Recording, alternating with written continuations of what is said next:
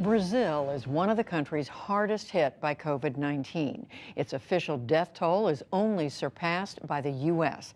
A crisis of leadership by the right-wing populist president, Jair Bolsonaro, many say led to this moment. Hospitals overrun, the dead unable to be buried in cemeteries overflowing. Now, a former president of Brazil, Luiz Inácio Lula da Silva, or Lula, once convicted of corruption and now cleared to run again for office, is back. He spoke earlier today with our Amna Nawaz. President Lula, welcome back to the NewsHour, and thank you for making the time.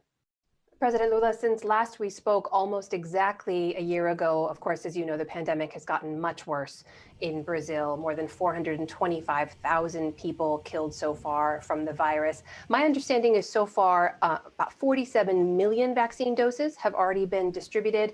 We know just this week, President Bolsonaro said $1 billion of additional funds will go to the inoculation effort.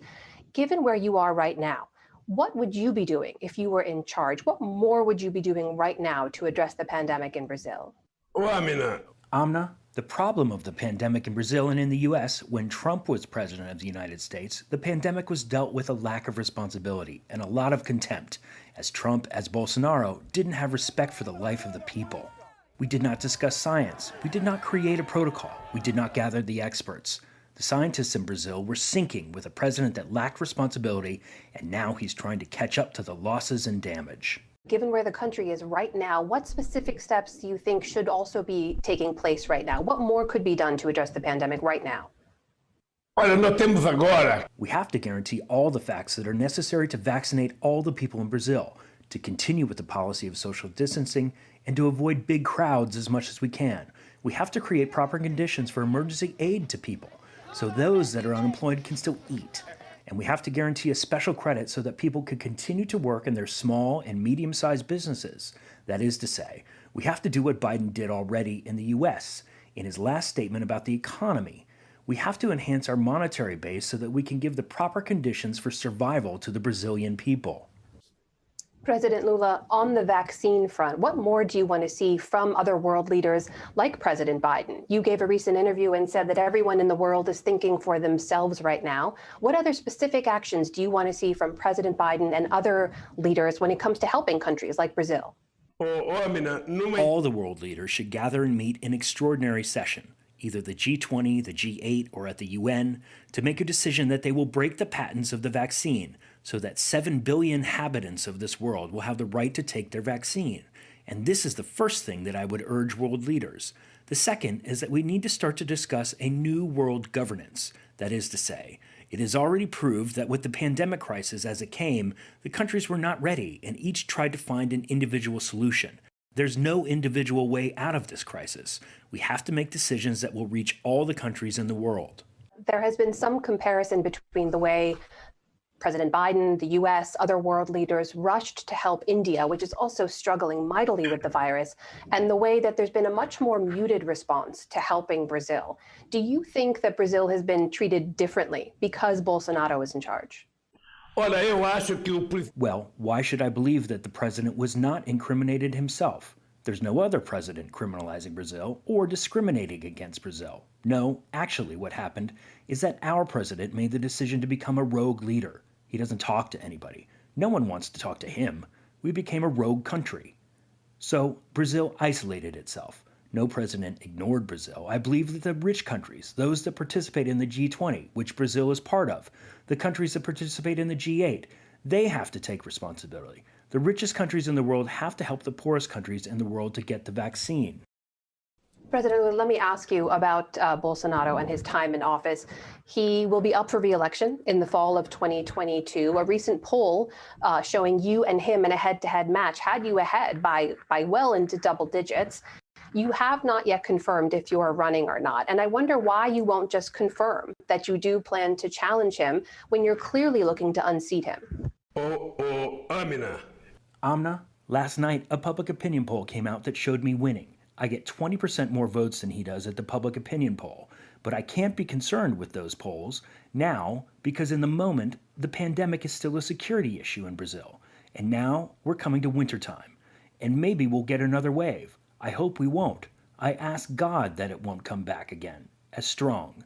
But we have to take care of the people, not of elections. And when it comes time to discuss elections, we'll discuss elections. And so that's why the pandemic is our main priority now. But let me ask you this, what would keep you from running against him? What could happen between now and next fall? Do you think that there's a better candidate to challenge Bolsonaro? What I can say to you, Amna, is that I was not the candidate in 2018 because they created a judicial farce. There's no judicial case against me now. And so now I can run for the presidency. Now, if in this moment I make the decision that I'll run, if my party, my allies agree that I would have 100% health, if I'm healthy 100%, then I could run. I could be a candidate.